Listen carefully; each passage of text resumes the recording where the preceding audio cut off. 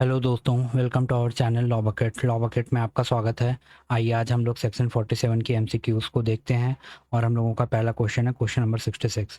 According to the exact introductory language of the section 47, this rule applies specifically to option A in criminal proceeding, option B in civil cases, option C in arbitration matter, option D in all matrimonial disputes. तो हम लोग जानते हैं 47 जो apply होता है वो section वो क्रिमिनल प्रोसीडिंग्स पे अप्लाई होता है। तो करेक्ट आंसर होगा ऑप्शन नंबर ए। आइए अब हम लोग इसका एक्सप्लेनेशन देख लेते हैं। सेक्शन 47 की शुरुआत स्पष्ट शब्दों से इन क्रिमिनल प्रोसीडिंग्स होती है। ये सिविल प्रोसीडिंग्स और क्रिमिनल ट्रायल के बीच में स्पष्ट रेखा खींचता है। सिविल केसेस में सेक्शन 46 के तहत कैरेक्टर नॉर्मली इरेलीवेंट होता है, जबकि क्रिमिनल ट्रायल्स में सेक्शन 47 के तहत अक्यूज का गुड कैरेक्टर उसके बचाव के लिए एक रेलिवेंट फैक्ट माना जाता है। आइए हम लोग क्वेश्चन नंबर 67 की ओर बढ़ते हैं।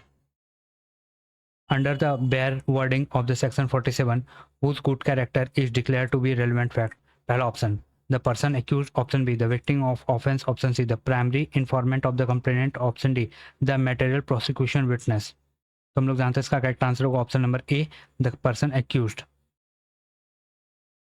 आइए अब हम लोग इसका एक्सप्लेनेशन देखते हैं। सेक्शन 47 एक विशेष शील्ड है जो केवल पर्सन एक्यूज के लिए बनाया गया है। ये प्रोसिक्यूशन या विक्टिम के लिए समान अधिकार नहीं देता है कि वो इस सेक्शन के तहत अपना गुड कैरेक्टर प्रूफ करें। इसका पूरा फोकस इस बात पर है कि ट्रायल का सामना कर रहे एक्यूज्ड अपने अच्छे पास्ट कंडक्ट, रेपुटेशन या कैरेक्टर को दिखाकर अपना डिफेंस कर सके। आइए हम लोग क्वेश्चन नंबर 68 की ओर बढ़ते हैं। Which of the following choices correctly sets out absolute, complete statutory text of section 47 of the BSA? Option number A. In criminal proceedings, the fact that the person accused is of good character is relevant. Option B. In criminal proceedings, in criminal cases, previous good character is relevant to mitigate the ultimate final sentence. Option C. In criminal proceedings, the character of any person concerned to prove conduct imputed is relevant. Option D. In criminal trial, the good character of the accused is relevant provided that the prosecution opens the character door। तो हम लोग जानते हैं इसका correct answer होगा option number A in criminal proceedings the fact that the person accused is of good character is relevant. आइए हम लोग क्वेश्चन नंबर 69 की ओर बढ़ते हैं।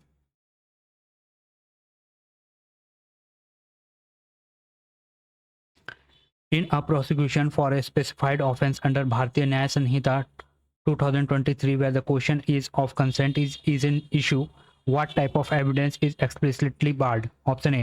The evidence of the character of the victim or of such person previous sexual experience with any person shall not be relevant on the issue of such consent or quality of the consent.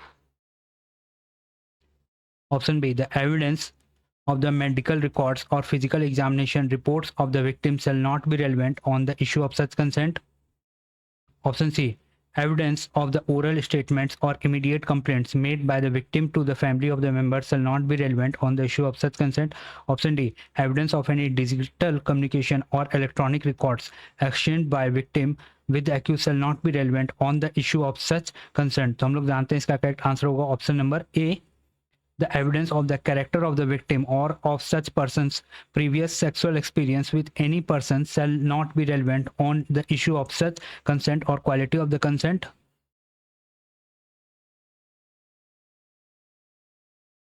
आइए अब हम लोग इसका explanation देखते हैं। Sexual offences जैसे rape या sexual harassment के मामले में एक्यूज ये डिफेंस नहीं ले सकता कि विक्टिम का कैरेक्टर लूज था या विक्टिम ने किन किन लोगों के साथ कंसेंसुअल सेक्सुअल रिलेशनशिप बनाए थे। लॉ ऐसा सभी कैरेक्टर एसिसिनेशन और विक्टिम की पास्ट सेक्सुअल हिस्ट्री को कम्प्लीटली इरेलीवेंट मानता है। इसका उद्देश्य विक्टिम की डिग्निटी की रक्षा करना है और ट्रायल में केवल उस एक्चुअल इंसिडेंट पर ध्यान केंद्रित करना है, ना कि विक्टिम के पास्ट लाइफ या पर्सनल कैरेक्टर पर।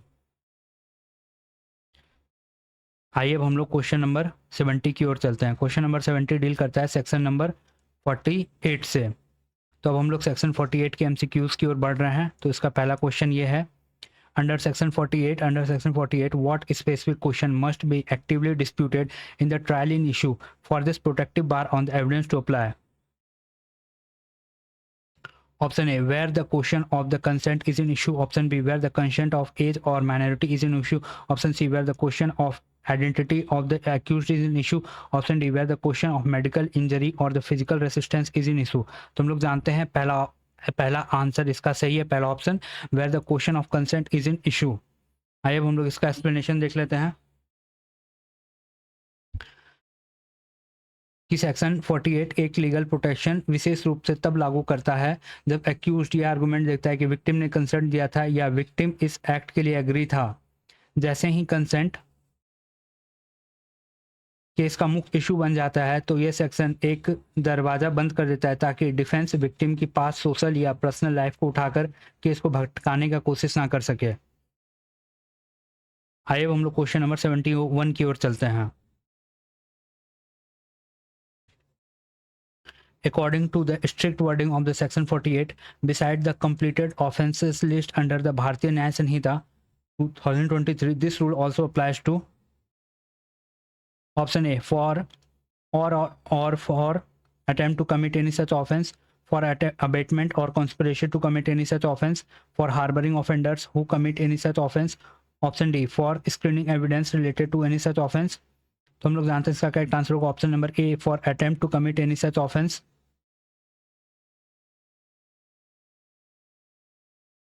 आइए अब हम लोग इसका एक्सप्लेनेशन देख लेते हैं कि लॉ इसमें कोई लूप होल नहीं छोड़ता है। ये वर्ड फॉर वर्ड कहता है कि ये रूल केवल कंप्लीटेड ऑफेंस पर नहीं बल्कि attempt to commit such offence पर भी लागू होगा। अर्थात यदि सेक्सुअल ऑफेंस पूरी तरह से कंप्लीट भी ना हुआ हो तो भी ये विक्टिम को प्रोटेक्शन मिलेगा।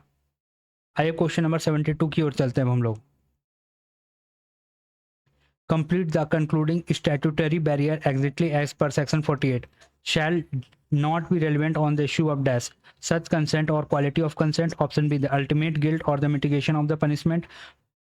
Option C, the credibility or the cross examination of the witness. Option D, the territorial jurisdiction or the registration of the case. तो हम लोग जानते हैं इसका करेक्ट आंसर होगा option number A, such consent और the quality of the consent.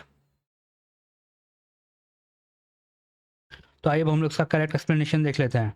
Defence victim के पास sexual history का यूज़ करके ये साबित करने के लिए नहीं कर सकता कि विक्टिम ने पहले कंसेंट दिया था या विक्टिम का इससे कोई ऑब्जेक्शन नहीं था या इससे ज़्यादा इफेक्ट नहीं हुए। क्वालिटी ऑफ कंसेंट एक्ट की लैंग्वेज इन दोनों प्रकार के आर्गुमेंट्स को पूरी तरह से क्लोज कर देता है। आइए अब हम लोग क्वेश्चन नंबर 73 की ओर बढ़ते हैं। Which of the following complete sequence of the section from Bharatiya Nyaya Sanhita 2023 accurately lists the offences covered under section 48 of the BSA. Option number A, section 64, 65, 66, 67, 68, 69, 70, 71, 74, 75, 76, 77, 78.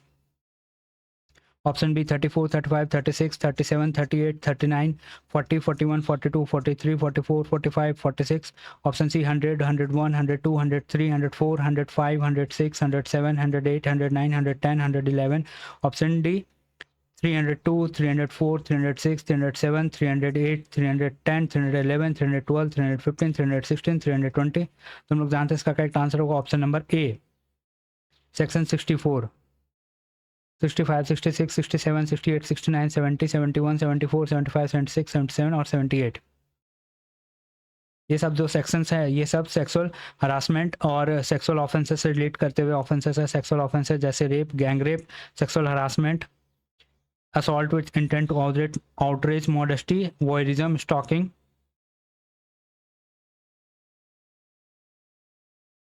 आइए अब हम लोग क्वेश्चन नंबर 74 की ओर बढ़ते हैं।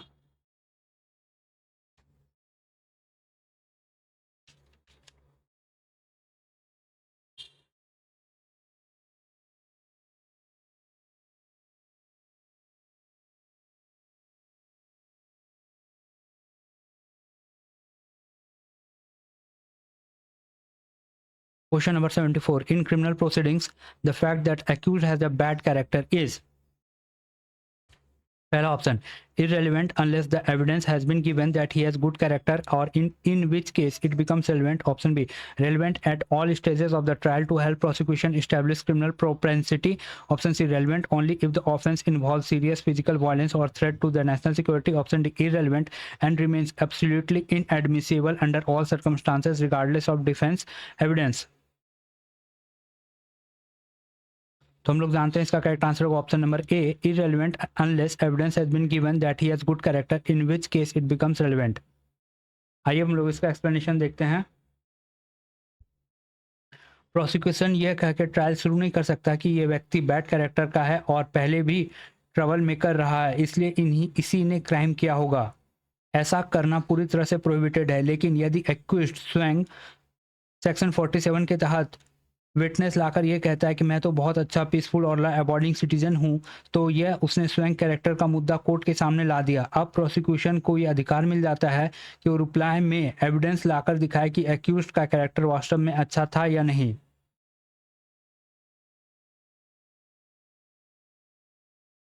आइए अब हम लोग क्वेश्चन नंबर 75 की ओर बढ़ते हैं। This section does not apply to the cases in which option A, the bad character of any person is itself in fact an issue, option B, the accused refuses to engage a legal practitioner for his defense, the option C, the prosecution is led by designated public officers, option D, previous oral warning have been administered by police officer। तुम लोग जानते हैं इसका correct answer होगा option number A, the bad character of the person is itself in fact N issue. आइए अब हम लोग इसका एक्सप्लेनेशन देखते हैं।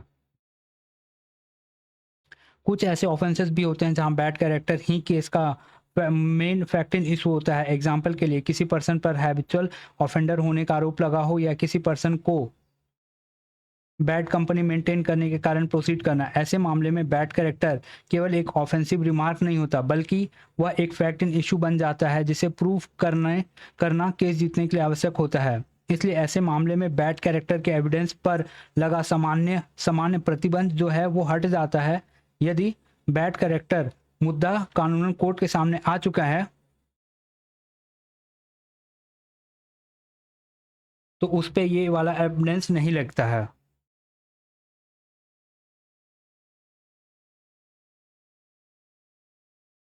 Question number 46, A previous conviction is option A, relevant as the evidence of bad character, option B, conclusive proof of the current offense under trial, option B, irrelevant unless verified by fingerprint expert, option D, inadmissible unless the accused gives consent writing। तो हम लोग जानते हैं इसका correct answer होगा option number A, relevant as the evidence of bad character।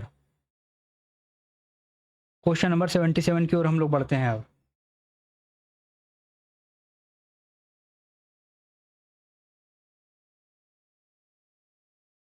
According to section exact wordings of the main provisions, this specific shield against bad characters evidence applies strictly within option A, in criminal proceedings, option B, in civil proceedings, in similar cases, in C, in execution proceedings, option D, in departmental proceedings। तो correct answer होगा option number A, in criminal proceedings. आइए अब हम लोग इसका correct explanation देखते हैं।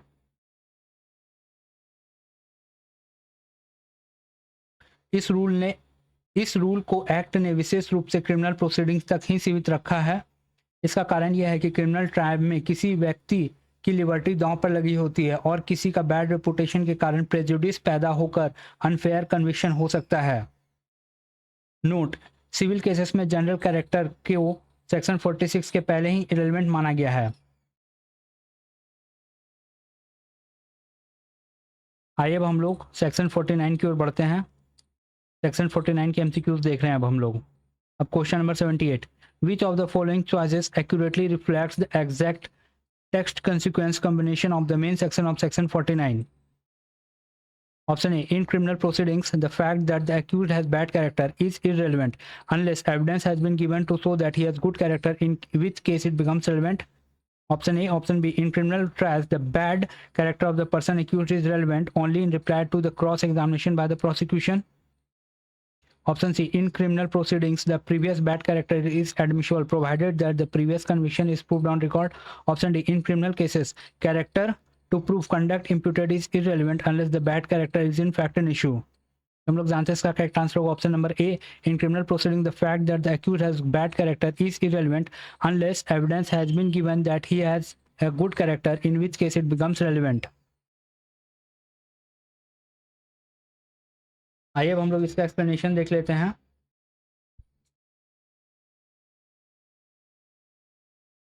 ये क्वेश्चन बेयर एक्ट की एग्जैक्ट वर्डिंग को फेमिलियरिटी को टेस्ट करता है। ये दिखाता है कि बैड कैरेक्टर एविडेंस को केवल स्टेट के लिए डिफेंसिव वेपन ऑफ रिप्लाई के रूप में माना गया है। अगर डिफेंस कैरेक्टर के बारे में कुछ नहीं कहता है तो प्रोसिक्यूशन भी कैरेक्टर के बारे में चुप रहना पड़ेगा उसको भी। आइए हम लोग क्वेश्चन नंबर 79 की ओर चलते हैं। In civil cases In civil cases, the fact that the character of any person is that such as to affect the amount of damages which ought he to receive is पहला option irrelevant, option B irrelevant except in so far as such character appear from the fact otherwise relevant, option C conclusive proofs of the injury caused, option D inadmissible unless the defendant pleads justification in writing। तो correct answer होगा option A relevant। आइए अब हम लोग इसका explanation देखते हैं। Section 46 हमें बताता है कि सिविल केसेस में सामान्यतः कैरेक्टर कंडक्ट को प्रूव करने के लिए इररिलेवेंट होता है, लेकिन सेक्शन 50 में एक एक्सेप्शन क्रिएट करता है कि जब कोर्ट को डैमेज मॉनेटरी कंपनसेशन डिटरमाइन करना होता हो, डिफेमेशन या breach of promise of marriage जैसे केस में प्लेंटिफ को कितना कंपनसेशन मिलना चाहिए, ये काफ़ी हद तक उसके रेपुटेशन और सोशल स्टैंडिंग पर डिपेंड करता है। अगर कोई पर्सन जिसकी रेपुटेशन पहले से ही खराब है तो डिफेमेशन का सूट फाइल करता है तो डिफेंडेंट ये एविडेंस दे सकता है कि प्लेंटिफ का कैरेक्टर पहले से ही खराब था। ऐसी स्थिति में प्लेंटिफ को बहुत बड़ी कंपनसेशन नहीं मिलनी चाहिए।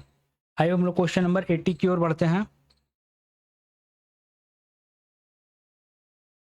In this section and section 46, 47, 49, the word character includes both option A both reputation and disposition, option B both educational credential and financial status, option C both moral beliefs and religious affiliation, option D both family past history and social standings।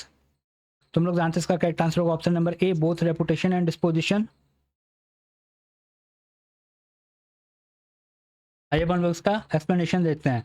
Law ने character को स्पष्ट रूप से दो part में divide किया। पहला reputation, लोग या सोसाइटी आपके बारे में क्या सोचते हैं। दूसरा डिस्पोजिशन, आपका वास्तविक स्वभाव टेंडेंसी क्या है। जब इन सेक्शंस में कैरेक्टर शब्द आता है तो दोनों एक्सपेक्ट शामिल होते हैं। आइए अब हम लोग क्वेश्चन नंबर 81 की ओर बढ़ते हैं।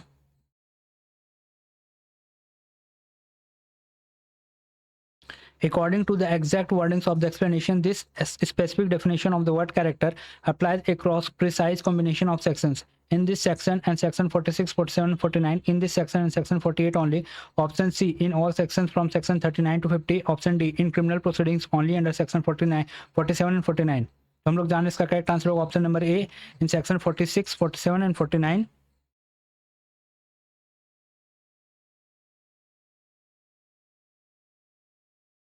आइए अब हम लोग इसका एक्सप्लेनेशन देख लेते हैं।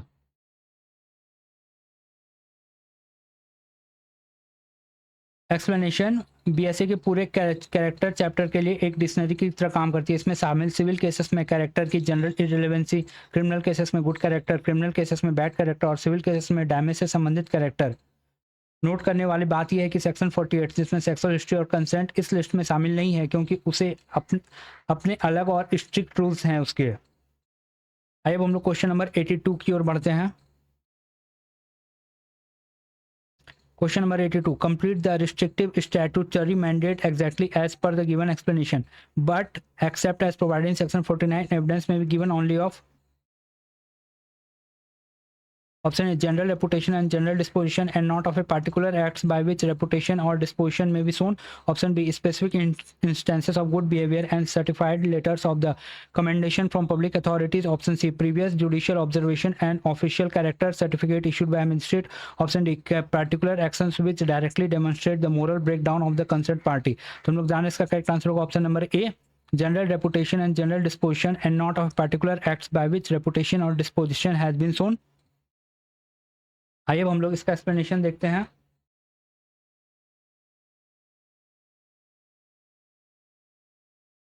कैरेक्टर को प्रूव करते समय आपको केवल ये दिखा सकते हैं कि लोग समानता उस पर्सन के बारे में क्या सोचते थे, जनरल रेपुटेशन, या उस पर्सन का सामान्य स्वभाव या टेंडेंसी क्या है, general disposition.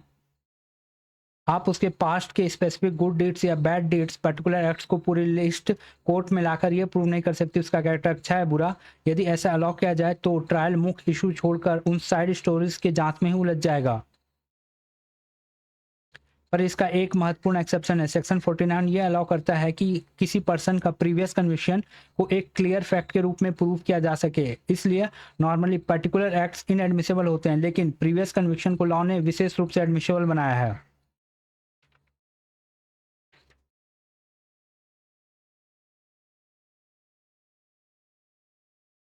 Question number 83।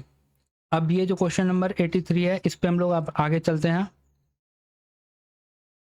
Under the bare wordings of the main clause, the characters become a relevant fact, especially when it is shown to have effect on option A, the amount of damages which he ought to receive; option B, the determination of territorial jurisdiction of the court; option C, the liability of the third-party guarantors in the contract; option D, the validation of electronic signature certification। तो हम लोग जानते हैं इसका correct answer होगा option number A, और ये है amount of damages we ought to receive, और ये है सेक्शन 50 का एमसीक्यू।